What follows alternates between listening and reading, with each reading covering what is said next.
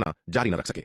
श्वेत वस्त्रधारी विराट ने लावण्या के कार्यों को नजरअंदाज कर दिया। आखिरकार वह वर्तमान में इस भयानक जानवर से निपट रही थी। जितना अधिक वह जानवर के मांस और खून को खाएगी, वह उतना ही कमजोर हो जाएगा, जिससे उनके लिए उसे हराना आसान हो जाएगा। अब उनका सबसे महत्वपूर्ण काम जानवर को मारना और इस विपत्ति से बचना था। बाकी सब कुछ गौण था और इसे कुछ समय के लिए अलग रखा जा सकता था। चतुर्थ विपत्ति लोक के जानवर की लाश को इकट्ठा करने के बाद श्वेत वस्त्रधारी विराट ने आराम नहीं किया। उसने अपने तृतीय विपत्ति दिव्य अस्त्र लंबी तलवार को घुमाया और पत्थर के कक्ष की दीवारों पर एक भयंकर हमला किया। यह देखकर नीलिमा भी हमले में शामिल हो गई। यद्यपि उसके मन में अभी भी कई संदेह थे कि क्या विराट और लावण्या के बीच कोई अवैध संबंध था, उसने इस सवाल को अभी के लिए अलग रखने और जानवर से निपटने और इस तत्काल संकट से बचने पर ध्यान केंद्रित करने का फैसला किया। पुनीत, भुवन, लक्ष्यराज और अन्य लोग भी श्वेत वस्त्रधारी विराट और नीलिमा के कार्यों को देखकर इस प्रयास में शामिल हो गए। वे विराट और नीलिमा से भी अधिक उत्सुक थे कि जितनी जल्दी हो सके जानवर को खत्म कर दिया जाए।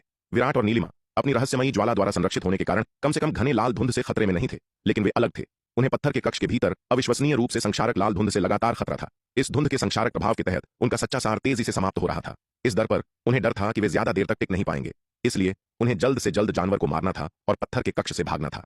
यद्यपि पत्थर के कक्ष से बाहर जाने का मार्ग दो नुकीले सींगों वाले बूढ़े द्वारा फिर से खोल दिया गया था, भुवन, लक्ष्यराज और अन्य लोग अभी भी आसानी से इससे बाहर जाने की हिम्मत नहीं कर सके। अगर उन्होंने जानवर को नहीं मारा तो भले ही वे पत्थर के कक्ष से बाहर निकल जाएं, उन्हें बाहर निश्चित मौत का सामना करना पड़ेगा और शायद और भी तेजी से मरें। जानवर को जल्द से जल्द मारने के लिए भुवन और लक्ष्यराज को अब अपने ब्रह्मास्त्र को छिपाने की परवाह नहीं थी। उन्होंने अपने मध्य श्रेणी महाविपत्ति आक्रामक खजानों का इस्तेमाल किया और उन्हें कक्ष की पत्थर की दीवारों पर दे मारा। बाहर माया और अन्य लोग दूर से विषधर ड्रैगन को देखते हुए इसके ऊपर भयानक विपत्ति के बादलों को इकट्ठा होते देख अपनी रीढ़ में एक सिहरन महसूस कर रहे थे। यह भयानक था, यह विपत्ति बिल्कुल भयानक थी। माया और विशाल कछुआ ने कई तलवार संप्रदाय के योद्धाओं को विपत्तियों से गुजरते देखा था, लेकिन किसी की भी तुलना इससे नहीं की जा सकती थी। यहां तक कि उपाध्यक्ष दिवाकर, जो महाविपत्ति लोक में प्रवेश करते समय आकाशीय बिजली के 6 प्रहारों से गुजरे थे, वे भी कोई अपवाद नहीं थे। उन्होंने गिना और अब तक विपत्ति के बादलों से आकाशीय बिजली के 7 प्रहार नीचे गिर चुके हैं। बहन माया, क्या जिस व्यक्ति ने महाविपत्ति लोक में प्रवेश किया है वह सच में वही औरत है जिसका नाम लावण्या है? गार्गी ने वहां मौजूद विपत्ति के बादलों को देखा। उसकी आंखें सदमे से भरी थीं। अगर महाविपत्ति लोक में प्रवेश करने वाला व्यक्ति सच में लावण्या नाम की वह औरत है, तो लावण्या की मार्शल आर्ट प्रतिभा बस बहुत भयानक है। आपको पता होना चाहिए कि जब उसने महाविपत्ति लोक में प्रवेश किया था तो उसने आकाशीय बिजली के केवल 4 प्रहारों को पार किया था। यहां तक कि उसके भाई गगन जैसे मार्शल आर्ट के दिग्गज ने भी महाविपत्ति लोक में प्रवेश करते समय आकाशीय बिजली के केवल 5 प्रहारों को पार किया था। पुनीत जैसा एक योद्धा जो महाविपत्ति लोक में प्रवेश करने के लिए आकाशीय बिजली के 6 प्रहारों से गुजरा था, वह पहले से ही एक अद्वितीय दिग्गज था, 10,000 में से एक। पूरे श्वेत हिम संप्रदाय में उसके जैसे बहुत कम लोग थे, और एक ऐसा मार्शल आर्ट का दिग्गज जिसने महाविपत्ति लोक में प्रवेश करने के लिए आकाशीय बिजली के 7 प्रहारों को पार किया था, उसे श्वेत हिम संप्रदाय में खोजना और भी असंभव था। अब महाविपत्ति लोक में प्रवेश करने वाले व्यक्ति ने पहले ही आकाशीय बिजली के 7 प्रहारों को आकर्षित कर लिया था, और मुख्य बात यह थी कि आकाशीय बिजली के 7 प्रहारों के नीचे गिरने के बाद भी विपत्ति के बादल नहीं छौटे थे। उस स्थिति को देखते हुए यह स्पष्ट था कि विपत्ति अब भी खत्म नहीं हुई थी। दूसरे शब्दों में, महाविपत्ति लोक में प्रवेश करने वाले इस योद्धा ने आकाशीय बिजली के 7 प्रहारों से भी अधिक को आकर्षित किया था। यह कितनी भयानक मार्शल प्रतिभा होनी चाहिए। यहां तक कि पूरे पूर्वी नक्षत्र क्षेत्र में प्रथम विपत्ति लोक में प्रवेश करते समय आकाशीय बिजली के 7 प्रहारों को आकर्षित करने वाले मार्शल आर्ट दिग्गज अत्यंत दुर्लभ थे। 7 से अधिक की तो बात ही छोड़ दें। खैर, मैं बस अनुमान लगा रही हूं, मुझे यकीन नहीं है। माया, जिनकी कुछ अनिश्चित थी, वास्तव में क्या ऐसी स्वर्ग विरोधी प्रतिभा सच में लावण्या हो सकती है? अगर यह विराट होता तो उसे बिल्कुल भी आश्चर्य नहीं होता, क्योंकि विराट ने बहुत सारे चमत्कार दिखाए थे। विराट का प्रदर्शन चाहे कितना भी असाधारण क्यों न हो, उसे लगता था कि यह बिल्कुल सामान्य है। लेकिन अगर महाविपत्ति लोक में प्रवेश करने वाला यह व्यक्ति सच में लावण्या थी, तो यह दुश्मन सच में बहुत शक्तिशाली था। प्रथम विपत्ति लोक में प्रवेश करना और आकाशीय बिजली के 7 से अधिक प्रहारों को आकर्षित करना, यह कितनी भयानक युद्ध शक्ति का प्रदर्शन करेगा, इसके बारे में सोचने मात्र से ही रीढ़ में सिहरन दौड़ जाती है। और यह व्यक्ति उनका जानी दुश्मन था। बूम!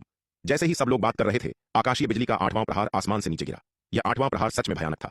इसकी शक्ति दुनिया के विनाश के समान थी। इतनी दूर से भी सभी को घुटन का एहसास हुआ। सौभाग्य से वे काफी दूर थे, अन्यथा अकेले 8वें प्रहार का अवशिष्ट बल एक अर्ध पारलौकिक क्षेत्र के योद्धा को मारने के लिए पर्याप्त होता।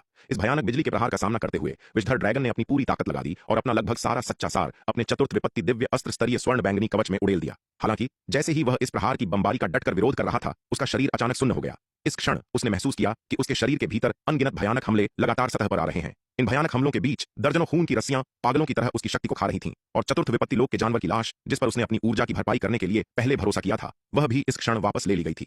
नहीं! विषधर ड्रैगन ने एक भयंकर गर्जना की, जो पूर्ण विद्रोह से भरी थी। इस महत्वपूर्ण क्षण में उस पर अंदर और बाहर दोनों तरफ से हमला किया गया था। आकाशीय बिजली के एक भयानक प्रहार ने उसके सिर पर प्रहार किया, जबकि भीतर से उस पर श्वेत वस्त्रधारी विराट, नीलिमा, पुनीत, भुवन, लक्ष्यराज और अन्य लोगों द्वारा एक उन्मत्त हमला किया गया। इसके अलावा लावण्या उसके खून और साधना को खाने के लिए एक गुप्त रक्तजीवी तकनीक का उपयोग कर रही थी। इस दोहरे हमले के तहत विषधर ड्रैगन की शक्ति लड़खड़ा गई और स्वर्ण बैंगनी कवच, एक चतुर्थ विपत्ति दिव्य अस्त्र जिसका वह समर्थन कर रहा था, अब अपनी पूरी शक्ति को उजागर नहीं कर सकता था। एक गगनभेदी गर्जना हुई। आकाशीय बिजली का 8वां प्रहार स्वर्ण बैंगनी कवच से टकराया, उसे उड़ा दिया। फिर भयानक आकाशीय बिजली विषधर ड्रैगन पर गिरती रही। इस हताश स्थिति का सामना करते हुए विषधर ड्रैगन अभी भी हार मानने को तैयार नहीं था। उसने अपनी सारी ताकत जुटाई और बिजली के प्रहार की ओर अपना पंजा घुमाया। दुर्भाग्य से गंभीर आंतरिक हमलों और लावण्या द्वारा उसकी शक्ति के उन्मत्त अवशोषण के कारण वह आकाशीय बिजली का मुकाबला करने के लिए अपनी पूरी ताकत मुश्किल से जुटा सका। इस भयानक वज्रपात के तहत विषधर ड्रैगन के पंजे बैंगनी बिजली में तुरंत राख में बदल गए। विषधर ड्रैगन के पंजों को नष्ट करने के बाद भयानक बिजली ने उसके शरीर पर अपना हमला जारी रखा, उसे छेदते हुए पत्थर के कक्ष में उतरी जहां लावण्या थी। हालांकि चतुर्थ विपत्ति दिव्य अस्त्र के स्वर्ण बैंगनी कवच, विषधर ड्रैगन के पंजे और उसके अपने शरीर की तिहरी बाधाओं के कारण कक्ष तक पहुंचने वाली बिजली काफी कमजोर हो गई थी। शेष बिजली अपनी चरम शक्ति के 1% से भी कम थी। शेष बिजली को पास आते देख लावण्या ने अपनी तलवार से उस पर जोर से प्रहार किया। एक गगनभेदी गर्जना हुई, यहां तक कि शेष बिजली को भी कम नहीं आंका जाना चाहिए था। इस भयानक शक्ति की बमबारी के तहत लावण्या के हाथ से लंबी तलवार का जादुई हथियार छटक गया। शेष बिजली ने तलवार को दूर गिराने के बाद लावण्या पर प्रहार करना जारी रखा। एक दिव्य अस्त्र से बने उसके सुरक्षात्मक कवच को छेदते हुए सीधे उसके शरीर पर जा लगी। पहले ही 2 बार कमजोर हो चुकी बिजली की शक्ति काफी कम हो गई थी। लावण्या इस विनाशकारी झटके की चपेट में आकर जमीन पर गिर पड़ी। उसके शरीर से फव्वारे की तरह खून बहने लगा। इस समय लावण्या जलकर काली हो चुकी थी, पूरी तरह से दयनीय। उसकी सांसें कमजोर थीं और वह मौत के कगार पर थी। भले ही बिजली काफी कमजोर हो गई थी, लेकिन इसकी शक्ति अभी भी भयानक थी, जिसने लावण्या को एक घातक घाव दिया था। सौभाग्य से उसने जिन खून की रस्सियों को बिछाया था वे अभी भी पत्थर के कक्ष के छेद। इसकी शक्ति अभी भी भयानक थी, जिसने लावण्या को एक घातक घाव दिया था। सौभाग्य से उसने जिन खून की रस्सियों को बिछाया था वे अभी भी पत्थर के कक्ष के छेदों में गहराई तक घुसी हुई थीं। लावण्या ने विषधर ड्रैगन की जीवन शक्ति और साधना को खाने के लिए रक्तजीवी वंश की गुप्त तकनीक का उपयोग जारी रखने के लिए खुद को जल्दबाजी में मजबूर किया। हालांकि आकाशीय बिजली के 8वें प्रहार का घातक प्रहार सहने के बाद विषधर ड्रैगन भी गंभीर रूप से घायल हो गया था और मौत के कगार पर था। इस क्षण हालांकि विषधर ड्रैगन की सांसें पूरी तरह से नहीं रुकी थीं, लेकिन वह मौत से ज्यादा दूर नहीं था। यद्यपि उसकी जीवन शक्ति अभी भी वहीं थी, उसकी साधना धीरे धीरे खत्म हो रही थी। अपनी वर्तमान स्थिति में यह अब कोई खतरा नहीं था। पत्थर के कक्ष में भरा घना लाल धुंध भी धीरे धीरे छूटने लगा। इससे यह स्पष्ट है कि इस विषधर ड्रैगन का जीवन अपने अंत के करीब है। इतनी गंभीर चोटों के साथ समय पर इलाज के बिना इसके लिए जीवित रहना मुश्किल होगा। अब लावण्या, श्वेत वस्त्रधारी विराट और नीलिमा जैसे शक्तिशाली दुश्मनों की एक श्रृंखला का सामना करने की तो बात ही छोड़ दें, इसका भाग्य अनिवार्य रूप से तय हो चुका है। पत्थर के कक्ष में घने लाल धुंध को छोड़ता देख पुनीत, भुवन, लक्ष्यराज और अन्य लोगों ने राहत की लंबी सांस ली। आखिरकार वे इस विपत्ति से बच गए थे। हालांकि इससे उबरने के लिए उन्होंने जो कीमत चुकाई वह काफी अधिक थी। भुवन और लक्ष्यराज ने अपने आसपास मौजूद जल तत्व संप्रदाय और अग्नि तत्व संप्रदाय के योद्धाओं पर नजर डाली। वे कुल मिलाकर 10 से भी कम थे। इसके विपरीत पुनीत के पास 7 या 8 श्वेत हिम संप्रदाय के योद्धा थे। श्वेत हिम संप्रदाय की ताकत अब उनके जल तत्व संप्रदाय और अग्नि तत्व संप्रदाय के संयुक्त रूप से बराबर थी। इसके अलावा इसमें श्वेत वस्त्रधारी विराट और नीलिमा शामिल नहीं थे। अगर श्वेत वस्त्रधारी विराट और नीलिमा को शामिल कर लिया जाए तो जल तत्व संप्रदाय और अग्नि तत्व संप्रदाय की संयुक्त ताकत भी उन्हें हराने के लिए पर्याप्त नहीं होगी। खासकर इसलिए क्योंकि नीलिमा अब अर्ध महाविपत्ति लोक में प्रवेश कर चुकी थी। उन्होंने पिछली लड़ाइयों में अर्ध महाविपत्ति लोक में प्रवेश करने के बाद नीलिमा की ताकत पहले ही देख ली थी। अपनी ताकत के बावजूद वे नीलिमा का मुकाबला नहीं कर सकते थे। जानवर पर अपने हमले के दौरान उन्होंने पहले ही अपने आक्रामक खजानों की एक बड़ी संख्या का उपभोग कर लिया था, जिससे उनके पास बहुत कम ब्रह्मास्त्र बचे थे। अगर संघर्ष छिड़ गया तो वे न केवल चतुर्थ विपत्ति दिव्य अस्त्र स्तरीय स्वर्ण बैंगनी कवच को जब्त करने में असमर्थ होंगे, बल्कि उनका अपना अस्तित्व भी अनिश्चित होगा। इसलिए इस स्थिति में पहला प्रहार करना ही एकमात्र विकल्प था। यह सोचकर भुवन और लक्ष्यराज ने एक दूसरे की ओर देखा और तुरंत एक दूसरे के विचारों को समझ गए। अचानक भुवन और लक्ष्यराज ने अपने हाथ उठाए। प्रत्येक ने श्वेत वस्त्रधारी विराट और नीलिमा पर हमला करते हुए अपना सबसे शक्तिशाली आक्रामक खजाना खोल दिया। ये 5 श्वेत वस्त्रधारी विराट और नीलिमा की ओर क्रमशः एक काली रोशनी और एक लाल रोशनी निकली। पगली चिड़िया सावधान! श्वेत वस्त्रधारी विराट अलार्म में चिल्लाया। वह नीलिमा की मदद के लिए दौड़ना चाहता था, लेकिन उस पर लक्षित काली रोशनी ने उसे पहले ही रोक लिया था। भयानक शक्ति ने उसके आसपास के स्थान को सील कर दिया था, जिससे उसे चकमा देने का कोई रास्ता नहीं मिला। नीलिमा को बचाने के लिए एक पल निकालने की तो बात ही छोड़ दें। अपनी ओर लाल रोशनी को आते देख नीलिमा के पास बचने का कोई रास्ता नहीं था। वह केवल अपना स्वर्ण चाबुक निकाल सकती थी, जो कि तृतीय विपत्ति दिव्य अस्त्र था, और लाल रोशनी पर अपनी पूरी ताकत से प्रहार कर सकती थी। इस बीच श्वेत वस्त्रधारी विराट की तरफ जैसे ही काली रोशनी उसकी ओर दौड़ी, उसके बगल से अचानक एक सफेद रोशनी निकली और काली रोशनी का डटकर सामना किया। Boom boom! पत्थर के कक्ष में 2 धरती हिला देने वाले विस्फोट गूंज उठे। श्वेत वस्त्रधारी विराट पर लक्षित काली रोशनी काफी हद तक सफेद रोशनी द्वारा रोक दी गई थी। इसकी शक्ति का शेष छोटा हिस्सा श्वेत वस्त्रधारी विराट द्वारा आसानी से टाल दिया गया था। हालांकि नीलिमा पर लक्षित लाल रोशनी पूरी तरह से नीलिमा द्वारा ही रोक दी गई थी। लाल रोशनी का सीधे सामना करने के लिए पूरी तरह से अपनी ताकत पर निर्भर थी। एक गगनभेदी गर्जना के साथ नीलिमा लाल रोशनी द्वारा एक तोप के गोले की तरह पीछे की ओर उड़ गई और अपने पीछे की पत्थर की दीवार से जोर से टकराई। उसके शरीर ने वास्तव में अविश्वसनीय रूप से कठोर पत्थर के माध्यम से एक बड़ा छेद कर दिया था। पगली चिड़िया! यह देखकर श्वेत वस्त्रधारी विराट का दिल बैठ गया। वह दौड़कर गया और नीलिमा को पत्थर की दीवार के छेद से बाहर निकाला। पगली चिड़िया, तुम ठीक तो हो? श्वेत वस्त्रधारी विराट ने नीलिमा को अपनी हथेली में पकड़ लिया। उसे हिलाते हुए बार बार पूछा। इस समय नीलिमा खून से लथपथ थी, मुश्किल से सांस ले पा रही थी और उसकी चोटें अत्यंत गंभीर थीं। श्वेत वस्त्रधारी विराट ने जल्दी से एक नवजीवन संजीवनी गोली निकाली और उसे खिला दी। दूसरी तरफ भुवन और लक्ष्यराज अपने छिपकर किए गए हमले के सफल होने पर बहुत खुश थे। हालांकि पुनीत ने भी श्वेत वस्त्रधारी विराट को गंभीर चोट से बचाने के लिए एक आक्रामक खजाने का उपयोग किया था। भुवन के मध्य श्रेणी महाविपत्ति लोक आक्रामक खजाने का उपयोग इसे रोकने के लिए किया गया था, लेकिन लक्ष्यराज के मध्य श्रेणी महाविपत्ति लोक आक्रामक खजाने ने एक महत्वपूर्ण भूमिका निभाई, जिसने नीलिमा को गंभीर रूप से घायल कर दिया। श्वेत हिम संप्रदाय की टीम में नीलिमा सबसे खूंखार थी। उसकी ताकत श्वेत हिम संप्रदाय की टीम में सबसे अधिक थी। खासकर अर्ध महाविपत्ति लोक में प्रवेश करने के बाद उसका खतरा अकल्पनीय था। नीलिमा को गंभीर रूप से घायल करना उनके सबसे बड़े दुश्मन को खत्म करने के बराबर था। श्वेत हिम संप्रदाय और अन्य लोगों से निपटना बहुत आसान होगा। श्वेत वस्त्रधारी विराट का पूरा ध्यान नीलिमा पर केंद्रित होने का फायदा उठाते हुए भुवन और लक्ष्यराज ने जल तत्व संप्रदाय और अग्नि तत्व संप्रदाय के योद्धाओं के एक समूह का नेतृत्व करते हुए श्वेत वस्त्रधारी विराट को घेर लिया और उस पर हमला कर दिया। भाई विराट, सावधान! यह देखकर पुनीत ने तुरंत चेतावनी दी। उसी समय उसने श्वेत हिम संप्रदाय के शिष्यों के एक समूह को श्वेत वस्त्रधारी विराट की मदद के लिए दौड़ने का नेतृत्व किया। पुनीत की पुकार सुनकर श्वेत वस्त्रधारी विराट ने अपना सिर घुमाया और भुवन, लक्ष्यराज और अन्य लोगों को देखा जो उसे घेर रहे थे। उसकी आंखों में एक ठंडी चमक आ गई। इन कमीने कुत्तों की हिम्मत कैसे हुई उन पर घात लगाकर हमला करने की और नन्ही चिड़िया को इतनी बुरी तरह घायल करने की। अगर विराट खुद घायल होता तो उसे इतना गुस्सा नहीं आता, लेकिन नन्ही चिड़िया को इतनी गंभीर रूप से घायल देखकर विराट तुरंत गुस्से से भर गया।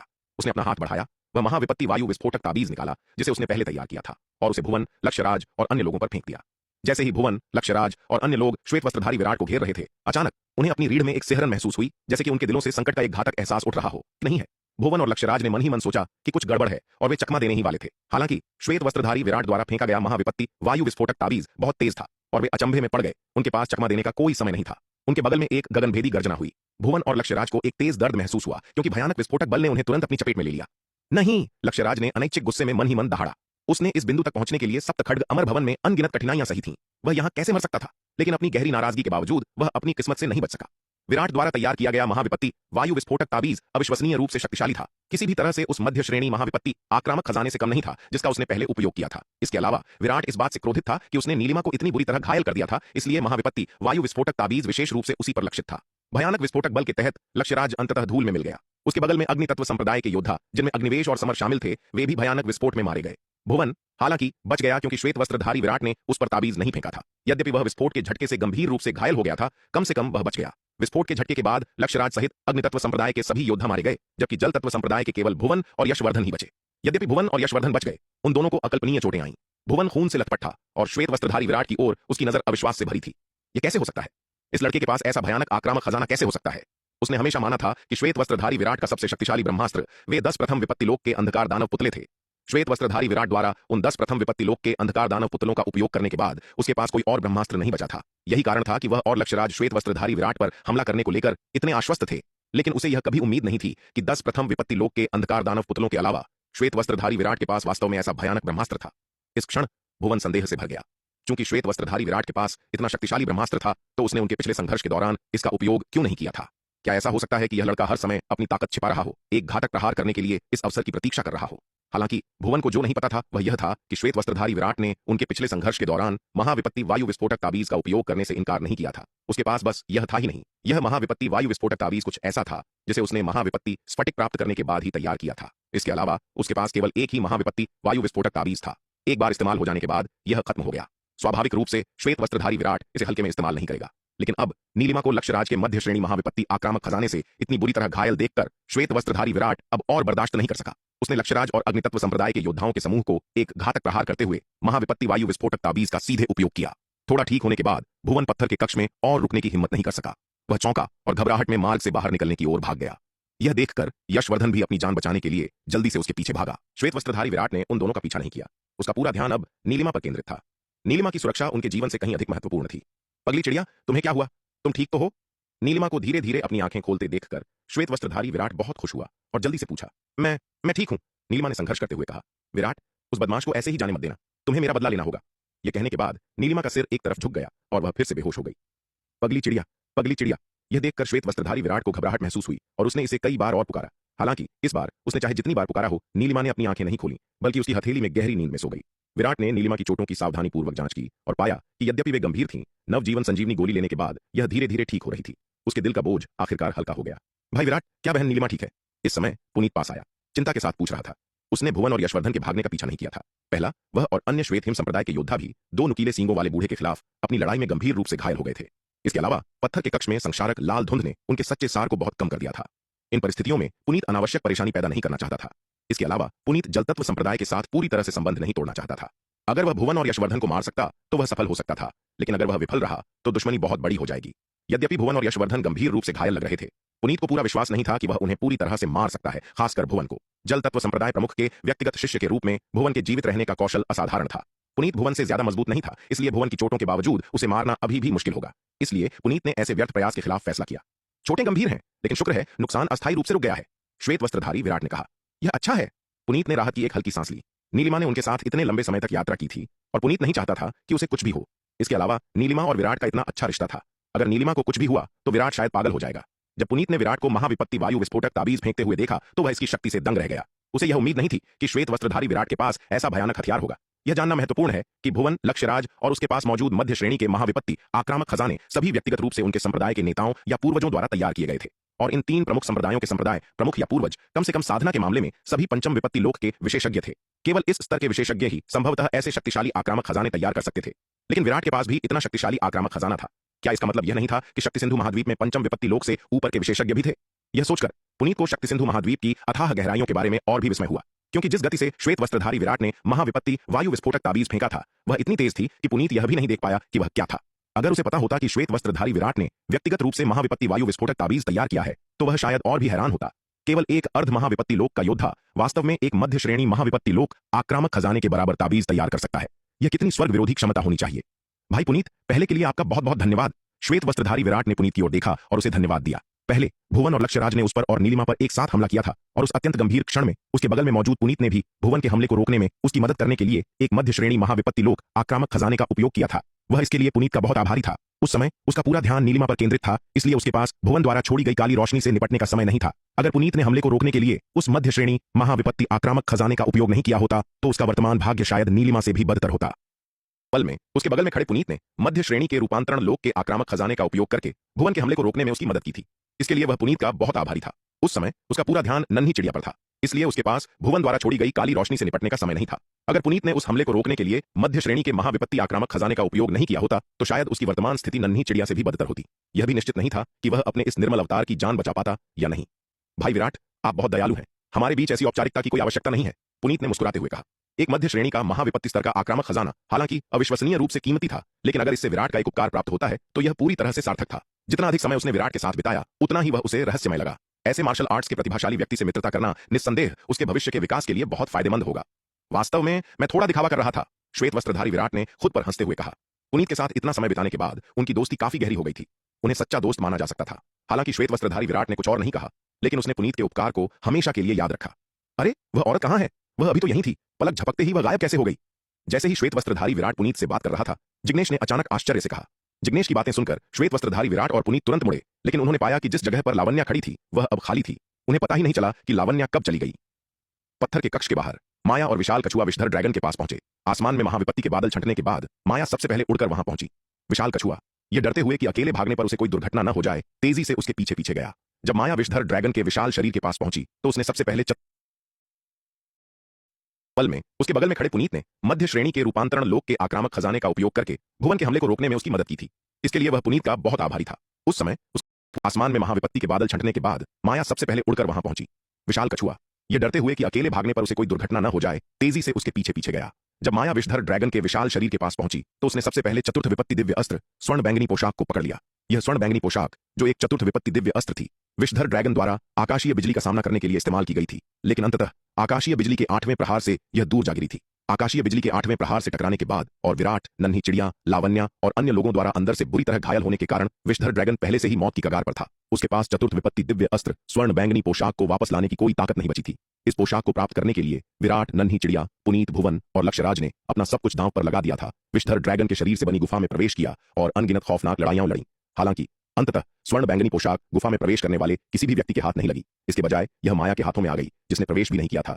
यह वास्तव में भाग्य का एक अनोखा खेल था। स्वर्ण बैंगनी पोशाक प्राप्त करने के बाद माया विषधर ड्रैगन के मुंह के पास गई और कुछ देर तक अंदर झांकती रही। विषधर ड्रैगन पहले ही महाविपत्ति से अधमरा हो चुका था, इसलिए अब उससे कोई खास खतरा नहीं होना चाहिए। उसके शरीर के अंदर कोई खतरा नहीं होना चाहिए। पता नहीं नीलिमा और विराट कैसे होंगे। क्या हमें अंदर जाकर देखना चाहिए? जैसे ही माया इस बात को लेकर झिझक रही थी कि विषधर ड्रैगन के शरीर में प्रवेश किया जाए या नहीं, ड्रैगन के मुंह से एक के बाद एक 2 आकृतियां उड़कर बाहर आईं। भुवन, यशवर्धन, तुम लोग दोनों आकृतियों को देखकर माया थोड़ी हैरान हुई। फिर उसने उन्हें घूरते हुए पूछा, अरे अंदर की स्थिति कैसी है? भुवन की नजर जब बाहर पहरा दे रही माया पर पड़ी तो वह चौंक गया। उसका सवाल सुनने के बाद उसकी आंखें झपकीं और उसने कहा, जल्दी अंदर जाकर देखो, विराट और वह नन्ही चिड़िया बहुत खतरे में हैं। उनकी स्थिति बिल्कुल भी ठीक नहीं है। तुम दोनों जल्दी अंदर जाओ और मदद करो। ओह ऐसा क्या? भुवन की बातें सुनकर माया का दिल बैठ गया। उसने जल्दी से अपने बगल में खड़े विशाल कछुए से कहा, विशाल कछुए चलो चलें। यह कहकर वह विशाल कछुए को लेकर विषधर ड्रैगन के मुंह में प्रवेश करने वाली थी, लेकिन जैसे ही वह और विशाल कछुआ विषधर ड्रैगन के मुंह में प्रवेश करने के लिए मुड़े, भुवन की आंखों में एक जानलेवा चमक कौंध गई। उसने तृतीय विपत्ति दिव्य अस्त्र निकाला और माया पर भयंकर हमला कर दिया। श्वेत वस्त्रधारी विराट द्वारा इस्तेमाल किए गए महाविपत्ति वायु विस्फोटक ताबीज से वह गंभीर रूप से घायल हो गया था और उसके साथ आए जल तत्व संप्रदाय के लगभग सभी योद्धा भी मारे गए थे। वह विराट के आसपास के एक या दो महत्वपूर्ण लोगों को मारे बिना अपना गुस्सा कैसे शांत कर सकता था। हालांकि जैसे ही वह माया पर हमला करने वाला था, एक लंबा भाला उसकी ओर आ गया। एक जोरदार धमाके के साथ भुवन उस अविश्वसनीय रूप से शक्तिशाली भाले के वार से पीछे की ओर उड़ गया। वह पहले से ही गंभीर रूप से घायल था और इस भयंकर वार ने स्थिति को और भी बदतर बना दिया। उफ! भुवन के मुंह से खून का फव्वारा फूट पड़ा। हम कुत्ते, मुझ पर घात लगाकर हमला करने की कोशिश कर रहा है।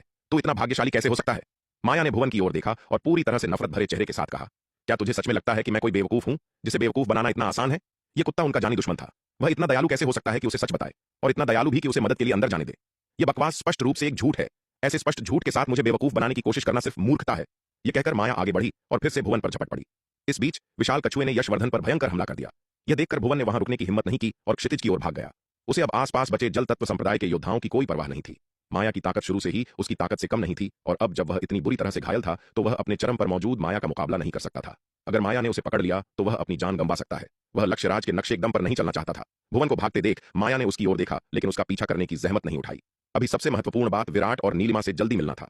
वह कमीना भुवन अपनी ताकत के साथ इस तरह घायल है। मुझे आश्चर्य है कि नीलिमा और विराट कैसे होंगे। इस समय माया के मन में चिंता की लहर दौड़ गई। उसने यशवर्धन की ओर देखा, जो विशाल कछुए से भयंकर रूप से लड़ रहा था। फिर उसके पास गई और अपना भाला उसके सीने में उतार दिया। विशाल कछुए के लगातार हमलों के आगे यशवर्धन पहले ही संघर्ष कर रहा था। अब माया के हमले के साथ वह उसका मुकाबला नहीं कर सका और उसका भाला उसके दिल के आर पार हो गया। विशाल कछुए, चलो चलें। अपने भाले से यशवर्धन को मारने के बाद माया ने विशाल कछुए को इशारा किया और कहा। फिर दोनों विषधर ड्रैगन के मुंह की ओर चल पड़े। हालांकि जैसे ही वे ड्रैगन के शरीर में प्रवेश करने वाले थे, अंदर से लाल कपड़ों में एक आकृति निकली। लावण्या! लाल कपड़ों वाली महिला को बाहर निकलते देख माया के चेहरे पर गहरी चिंता साफ दिखाई दे रही थी। लावण्या के चारों ओर एक शक्तिशाली आभा थी। वह स्पष्ट रूप से एक सच्ची रूपांतरण लोक की विशेषज्ञ थी। ऐसा लग रहा था कि वास्तव में वही थी जिसने अभी रूपांतरण लोक में प्रवेश किया था। सफलता प्राप्त करने से पहले ही लावण्या अविश्वसनीय रूप से मजबूत थी। अब आधिकारिक तौर पर सफलता प्राप्त करने के बाद और 8 आकाशीय बिजली के हमलों से बचकर यह उपलब्धि हासिल करने के बाद उसकी ताकत अकल्पनीय थी। ऐसी लावण्या का सामना करते हुए माया ने थोड़ी सी भी लापरवाही करने की हिम्मत नहीं की।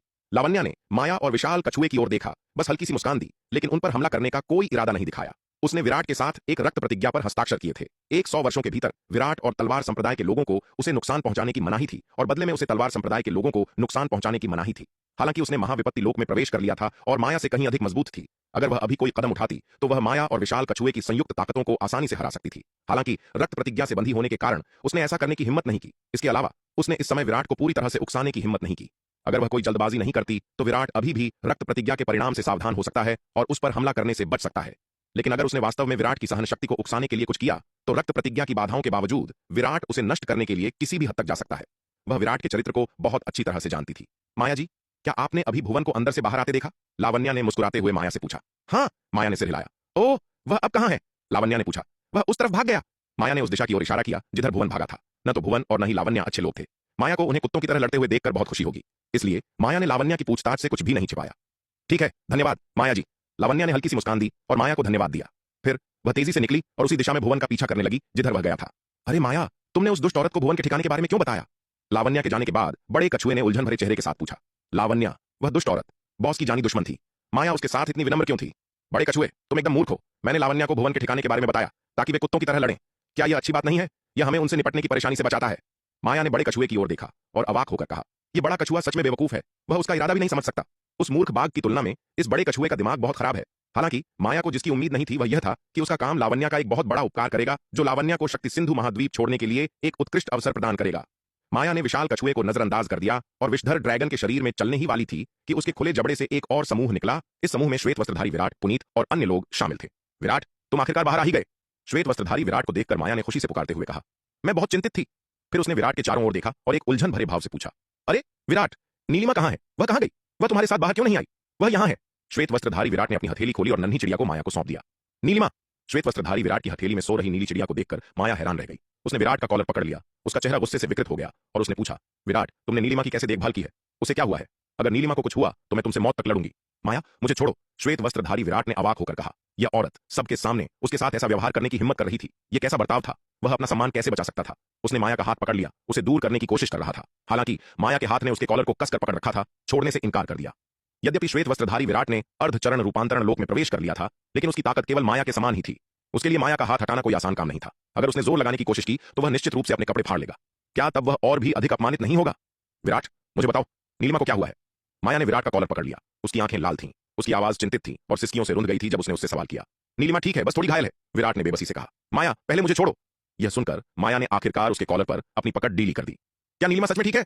माया ने अभी भी कुछ चिंतित होते हुए पूछा। वह सच में ठीक है, क्या तुम खुद नहीं देख सकती? विराट ने नन्ही चिड़िया को अपनी हथेली में रखा और माया के सामने पेश किया। हालांकि नन्ही चिड़िया अभी भी गहरी नींद में थी, लेकिन नवजीवन संजीवनी गोली लेने के बाद उसकी चोटों में काफी सुधार हुआ था। यह सुनकर माया ने ध्यान से नन्ही चिड़िया को देखा। नन्ही चिड़िया श्वेत वस्त्रधारी विराट की हथेली में गहरी नींद में सो रही थी। अभी भी बेहोश थी, लेकिन उसकी चोटें बहुत घातक नहीं थीं। यह देखकर माया ने आखिरकार राहत की सांस ली। विराट, नीलिमा को मुझे दे दो, माया ने कहा।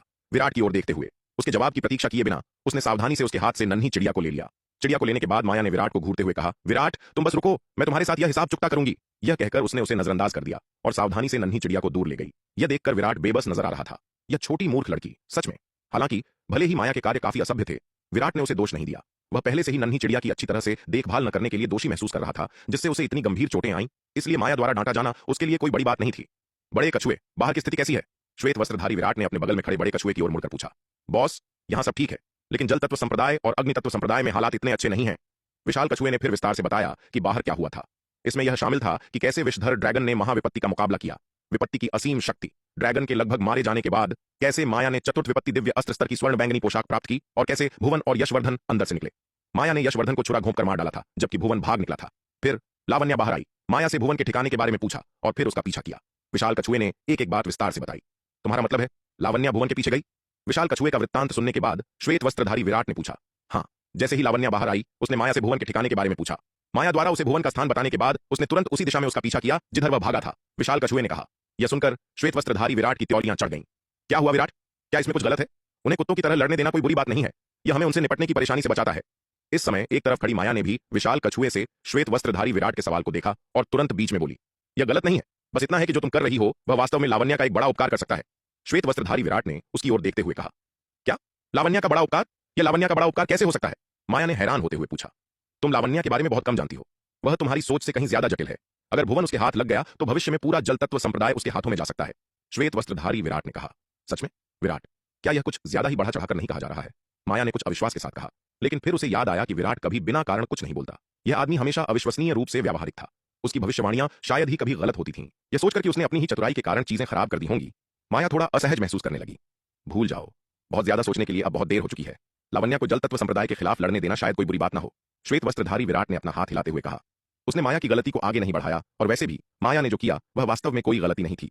क्योंकि लावण्या तुरंत भुवन के पीछे पीछे बाहर आई थी, इसका मतलब था कि उसने पहले ही उस पर अपनी नजरें गड़ा दी थीं। भले ही माया ने लावण्या को भुवन के ठिकाने के बारे में न बताया होता, लावण्या की क्षमताओं के साथ वह उसे देर सवेर ढूंढ ही लेती, बस इसमें थोड़ा अधिक समय लगता। इसके अलावा लावण्या को जल तत्व संप्रदाय के खिलाफ लड़ने देने से तलवार संप्रदाय पर कुछ दबाव कम हो सकता है। विराट ने कभी भी लावण्या को कम नहीं आंका। वह महिला यकीनन अब तक के सबसे परेशानी वाले विरोधियों में से एक थी जिसका उसने सामना किया था। उसने अभी कहा था कि अगर भुवन लावण्या के हाथों में पड़ गया तो यह पूरे जल तत्व संप्रदाय के उसके हाथों में जाने का कारण बन सकता है। यह कोई अतिशयोक्ति नहीं थी।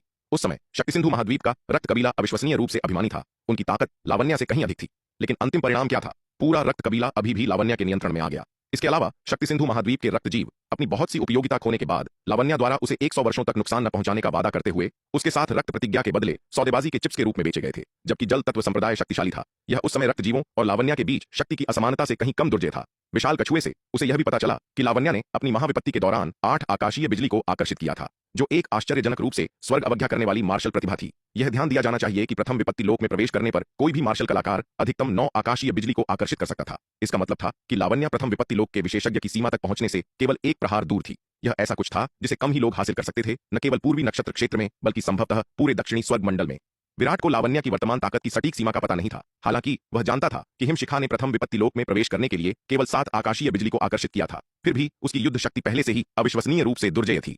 जब लावण्या ने प्रथम विपत्ति लोक में प्रवेश किया तो उसने हिमशिखा की तुलना में एक अतिरिक्त आकाशीय बिजली प्रहार को आकर्षित किया। उसकी ताकत शायद हिमशिखा से दोगुनी से भी ज्यादा है। उसकी वर्तमान ताकत के साथ यहां तक कि साधारण द्वितीय विपत्ति लोक के विशेषज्ञ भी संभवतः उसके लिए कोई मुकाबला नहीं होंगे। पूरे शक्ति सिंधु महाद्वीप में शायद केवल उसका स्वर्ण ड्रैगन अवतार और शार्दूल ही उसे हरा सकते थे।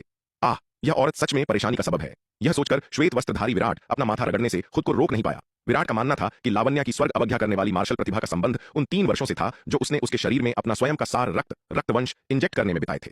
उसके सार रक्त को शामिल करने के बाद लावण्या की मार्शल आर्ट प्रतिभा में इतना नाटकीय बदलाव आया। इसके अलावा विराट ने भी स्पष्ट रूप से महसूस किया कि लावण्या को उसके अनंत परम रक्तवंश की प्रत्येक उन्नति से लाभ होता दिख रहा था। ऐसा इसलिए था क्योंकि लावण्या के शरीर में उसका बहुत अधिक अपना सार रक्त था। वह सार रक्त और उसका अपना रक्तवंश एक ही मूल साझा करते थे। इसलिए हर बार जब उसका अपना अनंत परम रक्तवंश उन्नत होता तो लावण्या के शरीर में एकीकृत सार रक्त भी बदल जाता, जिससे उसे अकल्पनीय लाभ मिलता। यही कारण है कि लावण्या की मार्शल आर्ट प्रतिभा इन वर्षों में तेजी से असाधारण होती गई है।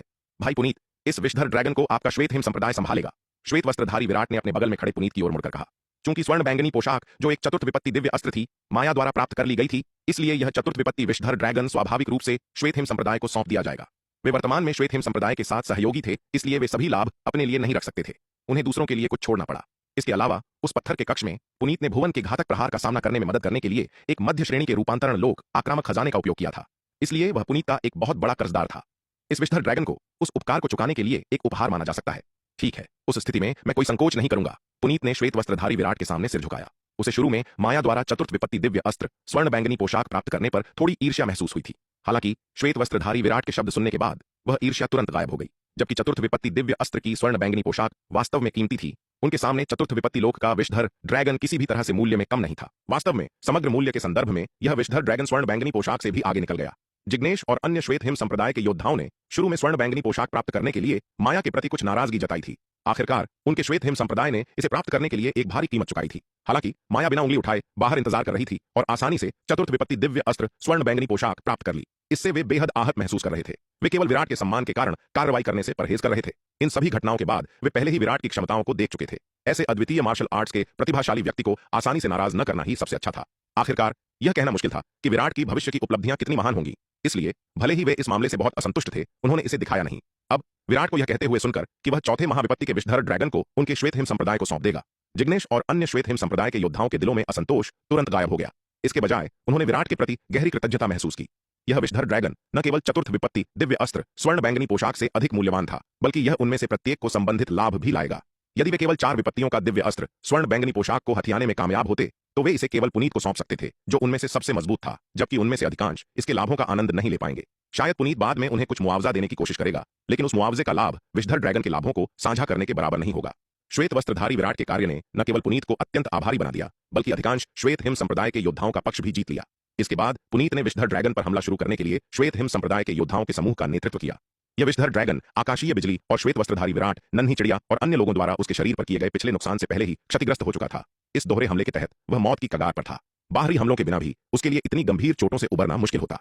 अब पुनीत और श्वेत हिम संप्रदाय के योद्धाओं के समूह के हमले की पूरी ताकत के तहत पहले से ही मर रहे विषधर ड्रैगन को पुनीत और श्वेत हिम संप्रदाय के योद्धाओं ने जल्दी से घेर लिया और मार डाला। विषधर ड्रैगन को मारने के बाद पुनीत ने उस विशाल जीव को अपने स्थानिक जादुई खजाने के अंदर जमा कर लिया। सौभाग्य से वह जो खजाना ले जा रहा था वह पर्याप्त उच्च श्रेणी का था और उसमें पर्याप्त जगह थी, अन्यथा इतने विशाल चतुर्थ विपत्ति लोक विषधर ड्रैगन को अंदर फिट करना काफी मुश्किल होता। इसे पूरा करने के बाद समूह ने उसी स्थान पर आराम किया। विषधर ड्रैगन के शरीर के अंदर पत्थर के कक्ष में हुई लड़ाई श्वेत हिम संप्रदाय के योद्धाओं के लिए बेहद थकाऊ रही थी। ड्रैगन द्वारा जारी लाल जहरीली धुंध ने विशेष रूप से उनके शरीरों को काफी नुकसान पहुंचाया था। हालांकि ड्रैगन अब मर चुका था, लेकिन उनके शरीरों में समा चुकी जहरीली धुंध को हटाना कोई आसान काम नहीं था। इन परिस्थितियों में अगर वे जारी रखना भी चाहते तो उनमें ताकत की कमी थी। जहां तक श्वेत वस्त्रधारी विराट का सवाल था, उसकी पत्थरों के जंगल की खोज जारी रखने की कोई इच्छा नहीं थी। नीलिमा को इतनी गंभीर चोटें आई थीं और यद्यपि उसकी स्थिति स्थिर हो गई थी, वह अभी तक जगी नहीं थी, जिसने विराट को अभी भी चिंतित कर रखा था। श्वेत वस्त्रधारी विराट नन्ही चिड़िया के जागने का इंतजार करते हुए चुपचाप एक तरफ बैठ गया। काश उसका असली स्वरूप यहां होता। अपनी क्षमताओं से वह नन्ही चिड़िया की चोटों को ठीक करने के अनगिनत तरीके खोज सकता था। हालांकि उसके निर्मल अवतार के पास नन्ही चिड़िया को नव जीवन संजीवनी गोली देने के अलावा वास्तव में उसके घावों के इलाज का कोई बेहतर तरीका नहीं था। गार्गी नन्ही चिड़िया को माया की हथेली में गहरी नींद में सोते हुए देखकर उसे परेशान करने की हिम्मत न करते हुए सावधानी से उसकी निगरानी कर रही थी। अरे अरे, जरा ठहरिए।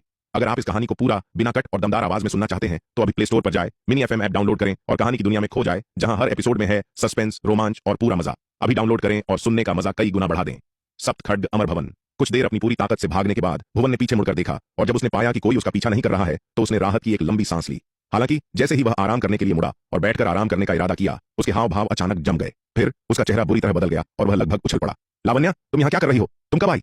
भुवन अचानक पीछे हट गया, उस लाल कपड़ों वाली महिला को घूरते हुए जो उसके ध्यान दिए बिना उसके सामने प्रकट हो गई थी, और सावधानी से पूछा। इस समय भुवन का दिल अंतहीन दहशत से भर गया था। यह औरत सच में भयानक थी। उसने उसके सामने उसके प्रकट होने पर ध्यान तक नहीं दिया था। लावण्या के महाविपत्ति लोक में प्रवेश करने से पहले उसकी ताकत केवल उसके बराबर थी या उससे थोड़ी कम भी थी, लेकिन अब महाविपत्ति लोक में प्रवेश करने के बाद उसकी ताकत कई गुना बढ़ गई थी। कम से कम चुपचाप उसके सामने प्रकट होने की उसकी क्षमता ने पहले ही भुवन के लिए उसकी सच्ची ताकत का अनुमान लगाना असंभव बना दिया था। हे मास्टर भुवन, क्या आप मुझे अपने सामने देखकर सुखद आश्चर्यचकित हैं? लावण्या ने भुवन की ओर देखा, उसे एक नखरे भरी आंख मारी और आकर्षक ढंग से मुस्कुराई। लावण्या की मोहक मुस्कान देखकर भुवन को अपने दिल में एक फड़फड़ाहट महसूस हुई, लेकिन उसने जल्दी ही अपना संयम वापस पा लिया। वह लावण्या के बाहरी रूप रंग से मूर्ख नहीं बनेगा। यह महिला जो हानिरहित और अविश्वसनीय रूप से आकर्षक लग रही थी, वास्तव में एक नाजुक फूल थी जिसमें घातक जहर था। अगर वह उसकी शक्ल से धोखा खा गया तो उसे पता भी नहीं चलेगा कि वह कैसे मर गया। पत्थर के कक्ष का वह दृश्य जहां लावण्या ने उस विषधर ड्रैगन को चकमा दिया था, वह अभी भी उसके दिमाग में ज्वलंत था। यहां तक कि उस चौथे स्तर के महाविपत्ति विषधर ड्रैगन को भी इस औरत ने धोखा देकर मार डाला था। भुवन अच्छी तरह जानता था कि यह महिला कितनी भयानक है। लावण्या, तुम आखिर क्या चाहती हो? भुवन ने सावधानी से भरे चेहरे के साथ लावण्या की ओर घूरते हुए पूछा। ओह मास्टर भुवन, आप मुझ पर इतने उग्र क्यों हैं? मास्टर भुवन बुद्धिमान और शक्तिशाली हैं और जल तत्व तपस्वी के व्यक्तिगत शिष्य भी हैं। मुझे मास्टर भुवन जैसे प्रतिभाशाली व्यक्ति से पहली नजर में ही प्यार हो गया। मैं दादा भुवन के आकर्षण की प्रशंसा करती हूँ, इसलिए मैं उनका अनुसरण करने आई हूँ। लावण्या ने भुवन की ओर देखते हुए नरमी से कहा। हम्फ लावण्या, ये चालें चलना बंद करो। क्या मैं भुवन ये नहीं जानता कि तुम किस तरह की इंसान हो? यह सुनकर भुवन ने उपहास किया। लावण्या के क्रूर तरीकों को देखने से पहले हो सकता है कि भुवन ने उसकी बातों पर विश्वास कर लिया हो। आखिरकार जल तत्व संप्रदाय के गौरव के रूप में वह न केवल उत्कृष्ट मार्शल आर्ट्स प्रतिभा का धनी था, बल्कि संप्रदाय के प्रमुख का व्यक्तिगत शिष्य भी था, जिसका एक अत्यंत कुलीन दर्जा था। जल तत्व संप्रदाय में अनगिनत महिलाएं उस पर अपनी जान छिड़कती थीं, इस उम्मीद में कि उनका पक्ष हासिल कर सकें। शक्ति सिंधु महाद्वीप के दूरस्थ और गरीब इलाके की एक गंवार महिला लावण्या के लिए उसकी हैसियत और मार्शल आर्ट प्रतिभा की प्रशंसा करना सामान्य बात थी। हालांकि लावण्या के तरीकों को देखने के बाद, विशेष रूप से उसकी आश्चर्यजनक मार्शल आर्ट्स प्रतिभा को देखने के बाद, भुवन ने उसकी बकवास पर बिल्कुल भी विश्वास नहीं किया। लावण्या की मार्शल आर्ट्स प्रतिभा उसकी अपनी प्रतिभा से कहीं अधिक थी। वह उसकी प्रतिभा की प्रशंसा कैसे कर सकती है? अपने अहंकार के बावजूद भुवन यह नहीं मानेगा कि उसकी मार्शल आर्ट प्रतिभा लावण्या से बेहतर थी, यह देखते हुए कि अर्धचरण पारलौकिक क्षेत्र का एक मार्शल कलाकार उसे रोक कर रख सकता था। अफसोस मास्टर भुवन, यह कहना बहुत निराशाजनक है। भुवन की बातें सुनकर लावण्या तुरंत रोने का नाटक करने लगी, लेकिन जैसे ही उसने बोला, वह अचानक बिजली की तरह आगे बढ़ी, भुवन के करीब आई, उसकी कलाई पकड़ी और उसके हाथ से भागने की कलाकृति छीन ली। हम्फ भुवन, मेरे सामने ऐसी चालें चल रहे हो, तुम मुझे कितना कम आंकते हो? लावण्या ने उस भागने की कलाकृति के साथ खिलवाड़ किया जिसे उसने भुवन से लिया था, और ठंडी आंखें भरी। यह देखकर भुवन निराशा की लहर से भर गया। यह औरत सच में भयानक थी। वह जल तत्व संप्रदाय का मार्शल आर्ट्स कौतुक पूरी तरह से उसके द्वारा हेरफेर किया गया था। मूल रूप से भुवन ने अपनी भागने की कलाकृति को गुप्त रूप से प्राप्त करने के लिए लावण्या के साथ अपनी बातचीत का लाभ उठाने का इरादा किया था, इस उम्मीद में कि जब लावण्या का ध्यान न हो तो उसे कुचलकर भाग निकले। हालांकि उसे यह उम्मीद नहीं थी कि उसकी सभी कार्रवाइयां पूरी तरह से लावण्या द्वारा देखी जा रही थीं, जिससे उसे बिल्कुल कोई मौका नहीं मिला। चाहे रणनीति के मामले में हो या ताकत के मामले में, वह पूरी तरह से लावण्या द्वारा कुचल दिया गया था। लावण्या की नाक के नीचे से भागना असंभव लग रहा था। वास्तव में यदि भुवन गंभीर रूप से घायल न हुआ होता तो वह लावण्या के सामने इतना शक्तिहीन न होता। कम से कम वह अपनी भागने की कलाकृति को प्राप्त करने के उस अवसर के लिए लड़ तो सकता था। दुर्भाग्य से विषधर ड्रैगन के अंदर रहते हुए ड्रैगन द्वारा जारी जहरीली धुंध ने पहले ही उसके वास्तविक सार को गंभीर रूप से क्षतिग्रस्त कर दिया था, जिससे वह गंभीर रूप से घायल हो गया था। फिर श्वेत वस्त्रधारी विराट के महाविपत्ति वायु विस्फोटक ताबीज की चपेट में आकर उसकी आधी जान चली गई। जैसे ही वह विषधर ड्रैगन के शरीर से निकला, माया ने अपनी पूरी ताकत से उसे भाला घोंपा, जिससे उसकी हालत और खराब हो गई। इतनी गंभीर चोटों के साथ भुवन की शेष ताकत 1/10 से भी कम थी। लावण्या, जिसने अभी अभी महाविपत्ति लोक में प्रवेश किया था, उसने रक्त कबीले की एक गुप्त तकनीक के माध्यम से विषधर ड्रैगन के रक्त और ऊर्जा की एक बड़ी मात्रा को भी अवशोषित कर लिया था। हालांकि उसे अपनी महाविपत्ति के दौरान भी काफी चोटें आई थीं, लेकिन विषधर ड्रैगन के रक्त और ऊर्जा को अवशोषित करने के बाद वह पूरी तरह से भरपाई कर चुकी थी। इस समय न केवल लावण्या की चोटें पूरी तरह से ठीक हो गई थीं, बल्कि विषधर ड्रैगन के रक्त और ऊर्जा के अवशोषण ने भी उसके नए नए महाविपत्ति लोक में टूटने को तेजी से स्थिर कर दिया था। महाविपत्ति लोक में प्रवेश करने के बाद लावण्या पहले से ही भुवन से कहीं अधिक मजबूत थी। अब ताकत में असमानता के साथ भुवन स्वाभाविक रूप से उसके सामने शक्तिहीन था। लावण्या, तुम आखिर क्या चाहती हो? भुवन ने लावण्या को घूरते हुए कुछ निराशा के साथ पूछा। यह आसान है, मेरे सामने आत्मसमर्पण कर दो और मेरे नौकर बन जाओ, इस तरह मैं तुम्हारी जान बख्श सकती हूँ। लावण्या ने उसकी ओर देखा और शांति से कहा। वह अभी भी भुवन को महत्व देती थी। रणवीर की बातों से उसे पता चला कि भुवन जल तत्व संप्रदाय के भीतर एक असाधारण रूप से उत्कृष्ट मार्शल आर्ट प्रतिभा था। सबसे महत्वपूर्ण बात यह है कि वह संप्रदाय के प्रमुख जल तत्व तपस्वी का प्रत्यक्ष शिष्य था। इस पहचान के साथ वह जल तत्व संप्रदाय में प्रवेश करने और इसे आगे नियंत्रित करने के लिए आसानी से भुवन का उपयोग कर सकती थी और इसे अपने पंखों के नीचे ला सकती थी। विराट ने भुवन का पीछा करने के लावण्या के इरादे का पूरी तरह से अनुमान लगा लिया था। वह जल तत्व संप्रदाय में प्रवेश करने और नियंत्रण लेने के लिए भुवन की पहचान का उपयोग करना चाहती थी। उसने यह अनगिनत बार किया था, यह उसका दूसरा स्वभाव था और उसे इसे करने की अपनी क्षमता पर कोई संदेह नहीं था। लावण्या को अपनी क्षमताओं और प्रतिभा पर पूरा भरोसा था। इस दुनिया में विराट के अलावा कोई भी उसके ध्यान के योग्य नहीं था। इसके अलावा लावण्या ने पाया कि उसकी मार्शल आर्ट क्षमता उसके कल्टिवेशन में सुधार के रूप में धीरे धीरे कम होने के बजाय तेजी से शक्तिशाली होती जा रही थी। उसकी पिछली मार्शल आर्ट योग्यता आज की तुलना में बहुत कम थी। हालांकि जैसे जैसे समय बीतता गया, लावण्या ने पाया कि उसकी मार्शल आर्ट्स प्रतिभा तेजी से असाधारण होती जा रही थी। सावधानी पूर्वक शोध के बाद उसे एहसास हुआ कि इस बदलाव का स्रोत कोई और नहीं बल्कि वह सार रक्त था जो विराट ने वर्षों पहले उसके शरीर में डाला था। यह सार रक्त समय के साथ धीरे धीरे कम होने के बजाय मजबूत होता जा रहा था। यह ठीक वही सार रक्त था जो उसके बारे में सब कुछ बदल रहा था, जिससे उसमें परिवर्तनकारी बदलाव आ रहे थे और उसकी मार्शल आर्ट योग्यता तेजी से शक्तिशाली होती जा रही थी। इस घटना का पता चलने पर लावण्या पूरी तरह हैरान रह गई। वह समझ नहीं पा रही थी कि विराट ने उसमें जो सार रक्त डाला था वह इतना शक्तिशाली, इतना असाधारण क्यों था। ऐसा लग रहा था कि विराट के रहस्य उसकी कल्पना से कहीं अधिक रहस्यमय और शक्तिशाली थे। उसे स्पष्ट रूप से याद था कि उसने तब विराट के डेंटियन और शिरोबिंदु को पूरी तरह से नष्ट कर दिया था। तार्किक रूप से विराट को उसके बाद कल्टीवेशन करने में असमर्थ एक अपाहिज बन जाना चाहिए था, लेकिन हकीकत उसकी उम्मीदों के बिल्कुल विपरीत थी। विराट न केवल अपाहिज नहीं हुआ बल्कि पहले से भी अधिक मजबूत हो गया। उसकी मार्शल आर्ट प्रतिभा कई गुना अधिक थी। वह सच में नहीं जानती थी कि विराट को तब क्या स्वर्ग अवज्ञा करने वाला अवसर मिला था जिसने उसे इतना अपार भाग्य प्रदान किया। तुम्हारा नौकर बनने के लिए? असंभव। लावण्या की बातें सुनकर भुवन ने बिना सोचे ही मना कर दिया। भुवन कौन था? वह जल तत्व संप्रदाय का मार्शल आर्ट्स कौतुक था, संप्रदाय मास्टर का व्यक्तिगत शिष्य। वह किसी और का नौकर कैसे बन सकता था? अपने अहंकार के साथ वह ऐसी किसी बात को कभी स्वीकार नहीं करेगा। क्या तुम नहीं चाहते? लावण्या ने उपहास किया। यह तुम पर निर्भर नहीं है। मैं तुम्हारी राय नहीं मांग रही हूं। एक और शब्द कहे बिना उसने भुवन के सिर पर अपना हाथ पटक दिया। आहा! भुवन दर्द से चिल्लाया। कुछ ही देर बाद भुवन जमीन पर गिर पड़ा। उसके कपड़े पसीने से तरबतर हो गए। वह अंततः समझ गया कि लावण्या के पास 3 प्रमुख संप्रदायों के इतने सारे मार्शल कलाकार उसका अनुसरण क्यों कर रहे थे। ऐसी यातना असहनीय थी। अब लावण्या की ओर भुवन की नजर अब आशंका से नहीं बल्कि गहरे डर से भरी थी। यह औरत भयानक थी। वह एक शैतान थी। लावण्या के उत्पीड़न के तहत भुवन का अहंकार पूरी तरह से खत्म हो गया था।